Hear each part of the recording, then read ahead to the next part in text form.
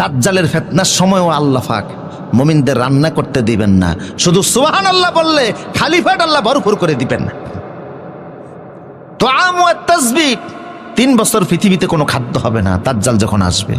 কয় বছর? কোনো খাদ্য পৃথিবীতে থাকবে না, জমিনে কোনো ফসল হবে না, আকাশ থেকেও বৃষ্টি পড়বে না, নারিকেল গাছে গিয়ে দেখবেন ডাবের ভিতরে পানি পর্যন্ত নাই, তাম পৃথিবী খাদ্য শূন্য হয়ে যাবে। সাহাবায়ে কেরাম বলল, ইয়া রাসূলুল্লাহ, ওই সময় মুমিনরা খাবে কি? রাসূল বললেন, মুমিনদের খাবারের সমস্যা হবে না। মুমিনরা যদি বলে সুবহানাল্লাহ, আলহামদুলিল্লাহ, আল্লাহু আকবার, খালি ফ্যাট আল্লাহ ভরপুর করে দিবে।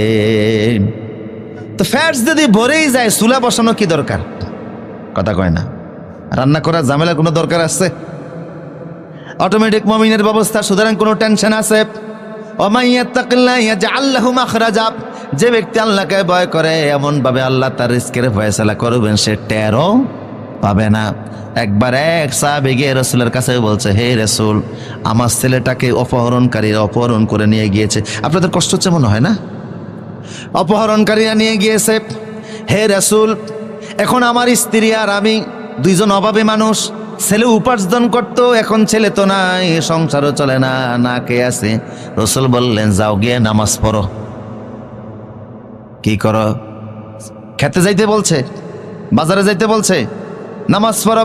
উনি নামাজ পড়ে গিয়ে স্ত্রীকে বলছে, খাবার টাবার আসছে না কিছু? বউ কয়, আপনি বাজার করছেন নাকি? কয় না। তাহলে খাবার আসবে কোত্থেকে? আবার গেছে, হে রাসূল, আমার ঘরের ভিতরে কোনো খাবার নাই, স্ত্রী বিপদের মধ্যে আছে, না খেয়ে আছে, ছেলের অপহরণ করছে। রাসূল বলেন, যাও নামাজ পড়ো। সুবহানাল্লাহ বলেন। এরকম 3 বার তীরে নামাজে গেছেন, তৃতীয়বার নামাজ পড়ে আসার আগেই স্ত্রী দেখতেছে ঘরের ভিতরে যেই তৎকালীন আমলে ওই আটা গম বাঙ্গানের জন্য জাতা ছিল। কি ছিল? মুরব্বীরা দেখেন নাই জাতা? হ্যাঁ, এগুলি এখন জাদু করে রাখার মতো জিনিস। জাতা ঘুরতেছে আর চারদিক থেকে আটা ফুটতে আছে। স্ত্রী ঘরে যত পাত্র ছিল সব পাত্র আটা দ্বারা ভরপুর করে দিয়েছে।